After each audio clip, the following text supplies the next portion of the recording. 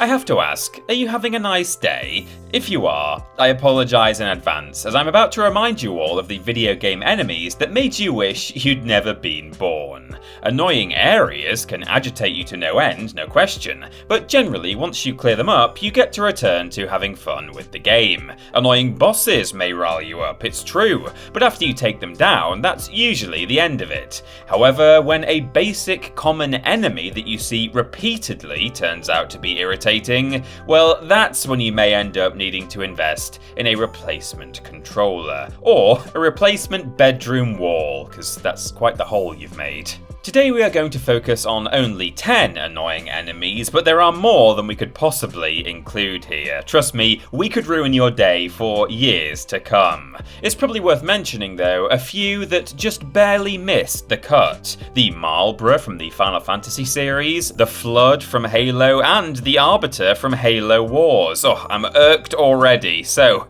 let's go. I'm Peter from TripleJump, and here are our 10 most annoying video game enemies. Number 10. Moths, Resident Evil Code Veronica. The Antarctic base section of Resident Evil Code Veronica has a very particular, very infamous, and very annoying area that we'll call Moth Hallway. The moths themselves are pesky buggers at the best of times, being nigh on impossible to hit, and having a tiresome tendency to put poisonous eggs on your back. But they'd only be a minor pain if they were found in lesser used side locations. Moth Hallway, however, is right next to a crucial save room, meaning you have to go through the realm of the goth butterflies far too often. It would be fine if you could just permanently clear out the moody menace in one big moth bloodbath. Do moths actually have blood? Do they even have hearts, or are they filled with pure hatred? Sorry, I'm drifting here. What I mean to say is that if you could kill them like any other enemy and then be on your way, we wouldn't mind them at all. The problem is that they respawn, so every single time you enter Moth Hallway, they'll give you a horrible snuggle and, like I say, leave a poisonous egg on your back, which on the moth's part is pretty reckless parenting in my book. Movement in early Resident Evil games is clunky at the best of times, so putting these creatures in such a prominent and tight location is just sadistic.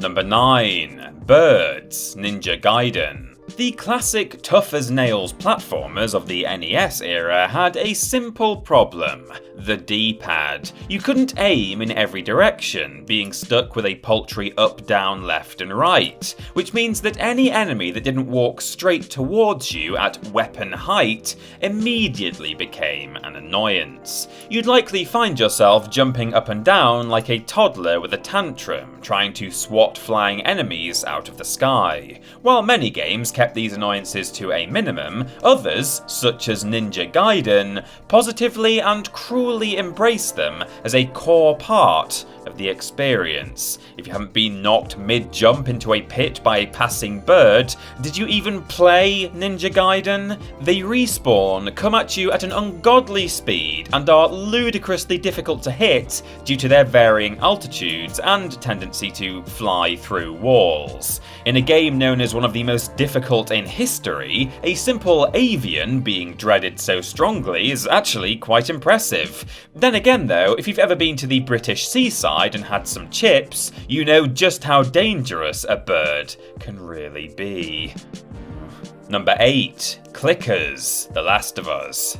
Like a line of voiceover being used repeatedly, nothing makes horror less effective than doing the same thing over and over again. For example, the long-armed man from Little Nightmares is always frightening when you walk into a room and find him there, but after you've failed to figure out the puzzle blocking your path for the 30th time, he becomes more of a frustrating part of the furniture than anything else. For many, the same could be said with clickers in The Last of Us. Like a line of voiceover being used repeatedly, the clicker has infuriated many a Last of Us player who has been consumed by the same one on a loop. The design of a blind creature that finds you by using echolocation is an interesting one, but you have to admit, they are annoying. Like a line of voiceover being used repeatedly, the shooting in Naughty Dog's genre-defining title is difficult to enjoy for long periods of time, with the use of stealth being encouraged instead. This adds tension and stops The Last of Us from being your run-of-the-mill shooter, but it also makes clickers rather bothersome when you can't reliably snipe them from a distance without triggering the entire horde. After you get caught by the same clicker for, say, the 5th time, you'd probably rather just accept your fate and have Joel sit in a spore cloud until he becomes a mushroom zombie himself. Like a line of voiceover being Alright, that's enough of that one. Repetition is annoying, isn't it? The Last of Us. Have I made my point? Okay, good. Number 7. CAZADORES, Fallout New Vegas. Fallout games let you go anywhere from the get-go, right? Well, yes, in theory, but there's one thing stopping you from fully living out your vagabond fantasies in Fallout New Vegas: the CAZADORES. To coincide with the story beats, New Vegas wants you to head south from your starting point. To discourage you from venturing north instead, New Vegas made that path lead to swarms of flying death dealers known as CAZADORES. They're faster than you, they're deadlier than you, and as their perception is remarkably high, they will look for you, they will find you, and they will kill you. Oh, sorry, that's the wrong Fallout game for a Liam Neeson reference. Those who are a bit too timid to step from the intended path will have little problem with CAZADORES until later in the game, but those intrepid adventurers who see a map marker and promptly head in the opposite direction are bound to meet a whole new synonym for annoying. Something, incidentally, that the writer of this script is running out of as we speak. Number 6. SCIONS, Mass Effect 2. There could be a place for the Banshee on this list, but we're giving the nod to SCIONS from Mass Effect 2. These amorphous husks of human and blue stuff are, in essence, walking weapons. Their shoulder cannon especially is known for the ability to hit you through thin cover. These blasts deal an incredibly high amount of damage, make your shields recharge slower, and will stagger you backwards. Add all this together, and you get indignation incarnate. The entire Mass Effect trilogy has its share of pain in the arses who will readily enrage players of any type, but I'm sure every fan can band together and unite under how infuriating SCIONS are. Well, that and how disappointing Andromeda was, of course. Number 5. WALLMASTERS, The Legend of Zelda. Confusingly, WALLMASTERS in the Legend of Zelda series drop down from above rather than close in from the sides, although admittedly Ceiling Master is a lot less snappy. Still, it can't be overstated just how bothersome these sentient hands are. Many of you will remember the WALLMASTERS from their appearance in Ocarina of Time. At least that is statistically the game you are likely most familiar with. You don't get review scores like that for nothing, after all. If so, you may see the WALLMASTERS as irritating but manageable. For those familiar with Link's earlier adventures though, these things were the stuff of nightmares. In A Link to the Past, for instance, WALLMASTERS had a habit of striking just when you were occupied trying to accomplish something else. The giant hands would quickly drop from above to grab Link and take him all the way back to the start of the dungeon. Whenever you saw a shadow begin to fall, it was time to hightail it out of there. Hesitate for even a moment, and you'll get forcibly reacquainted with all of the rooms you already cleared up to that point. Talk about a slap in the face. Number 4. Cliff Racers, The Elder Scrolls 3 Morrowind. Imagine an enemy so rage-inducing that multiple fan mods were made purely to remove them from the game, and actual canon lore was written into later games just to ensure there would be no chance of them ever returning. Actually, you don't have to imagine any of that, because I'm just about to tell you all about it, as you might have expected from this opening. Intrepid fans modded Cliff Racers out of Morrowind so they wouldn't have to see the Blighters ever again. But why were they so awful, you might be asking? The clever sausage that you are? Well, they can fly, for a start, as well as being ludicrously loud, poisonous, and far too fast. But, most importantly, they will spot you from quite a long way away, with their seemingly impeccable vision. They were hell with wings, basically, and Bethesda were well aware of how irate they made gamers. In the Dawnguard DLC of Skyrim, you meet Saint Giub.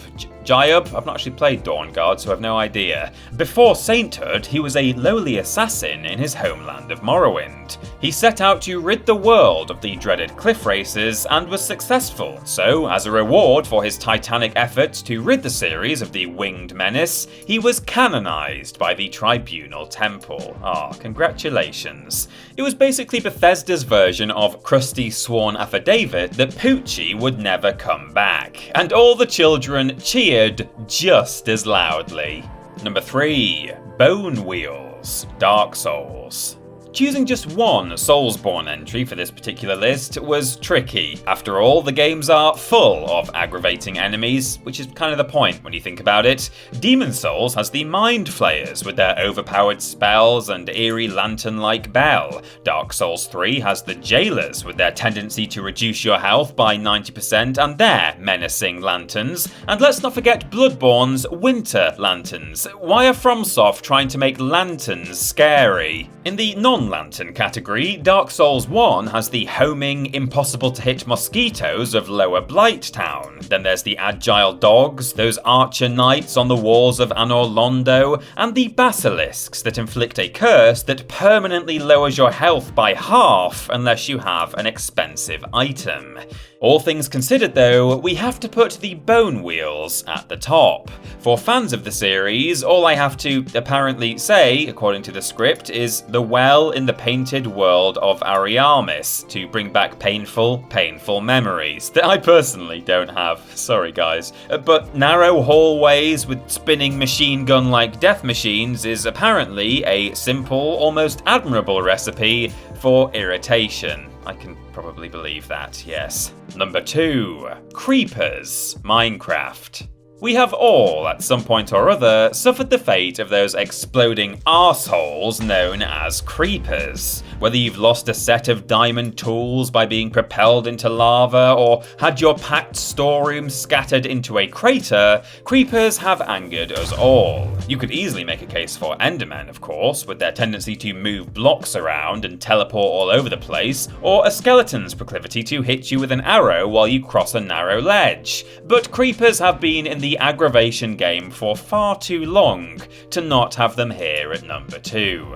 Picture it, you've just put the finishing touches to your new tranquil lodge by the lake or mountaintop cottage. The sun is rising, the wheat is ready to be harvested, and your loyal companion Woof the Wolf is by your side. All is good in Seed 2151901553968352745 as you stand on your garden path taking in your surroundings. But then you hear the noise. And with that, Woof the Wolf is gone, your base has been ruined, including your bed, and as a result, you've been respawned halfway across the map. Can we get a big old F in the chat for all the lost wolves out there? And number 1, BT's Death Stranding. Death Stranding almost cheats its way onto this list. The game as a whole is annoying, so BTs would have a place here by default. Even so though, a few run-ins with these ungodly irritants will aid you like you're on a stroll in the Timefall, irrespective of all the other annoying things in this game. They're invisible, they destroy your cargo, which is quite literally the central focus of the game. When you detect them, they trigger an unnecessarily long cutscene. The whiny cherub you're carrying around starts whining even more, and then they catch you and you have to shrug off some particularly handsy chaps who are hell-bent on getting it Norman Reedus' package, all while getting slimed like Bill Murray in Ghostbusters. You better fight them off too, or else you're going to be dragged right across the map for an aggravating tussle with a bigger BT. And during all of this, Timefall is damaging your precious cargo. Good lord, Death Stranding, why Why do you hate me so much? This game could have been brilliant with its rich world and typical Kojima quirks, but as the primary gameplay loop is so painfully boring and the BTs cause frustration on an almost spiritual level, we'll remember Death Stranding more for its annoying moments than its enjoyable ones. Who knew a game with piss mushrooms could leave us feeling so pissed off?